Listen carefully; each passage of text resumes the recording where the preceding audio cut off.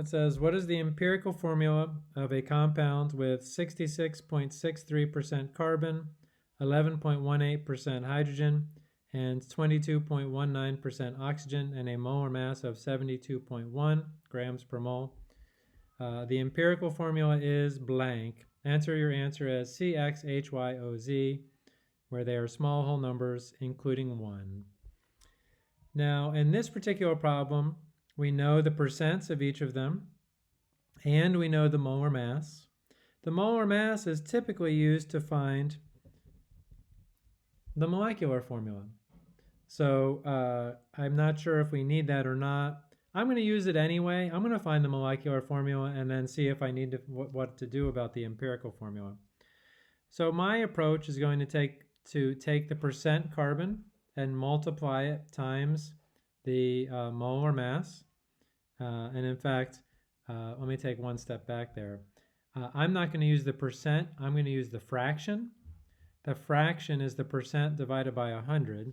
So 0.6663 times 72.1.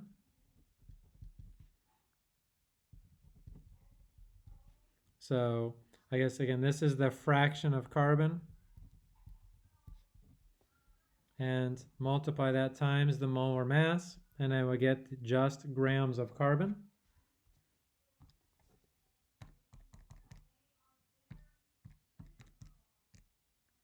I get 48.04, or just 48.0 grams carbon.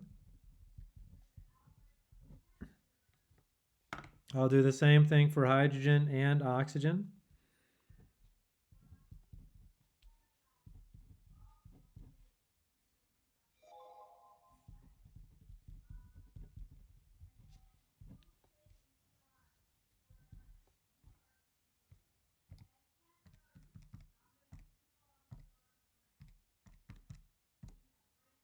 .06.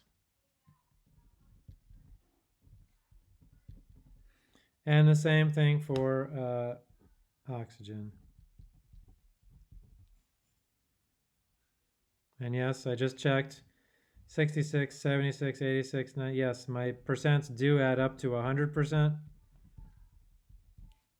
Or my fractions add up to 1.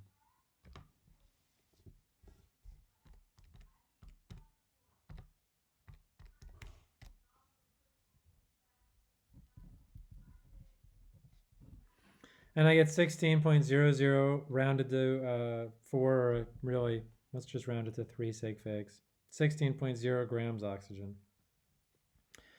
Now to find the molecular formula, I'm going to divide each of these by the molar mass.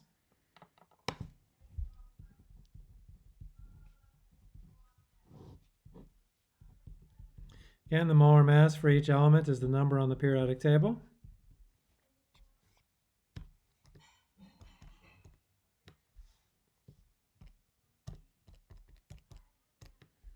For carbon, I get 3.996, or 4 moles carbon. For hydrogen,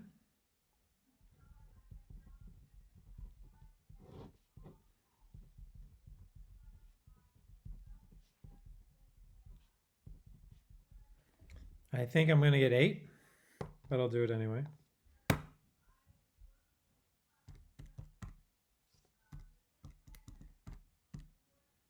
$7.996, so that's 8.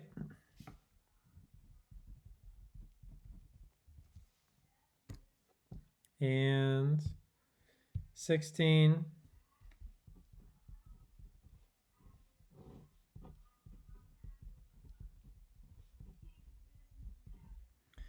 $16 divided by 16, well, that's the easiest math of them all. 1 mole O. And since I got my small whole numbers here, I get C4H8O1, which is what I'm going to enter in. These numbers, this is the empirical formula because there's nothing I can divide these by to get smaller whole numbers because one of my numbers is already 1. If instead of this, and I solve this problem and I get C4H8O2, as my molecular formula, which is possible in this problem, by the way, then I would divide everything by 2 to get the empirical formula. I did ask for the empirical formula here. So again, this is not this problem, but on a separate problem, if you get a molecular formula with all even numbers or all numbers that can be divided by something, then do divide to find the empirical formula. And again, that's not this problem. For this problem, this is the empirical formula and this is the molecular formula. Any questions about that?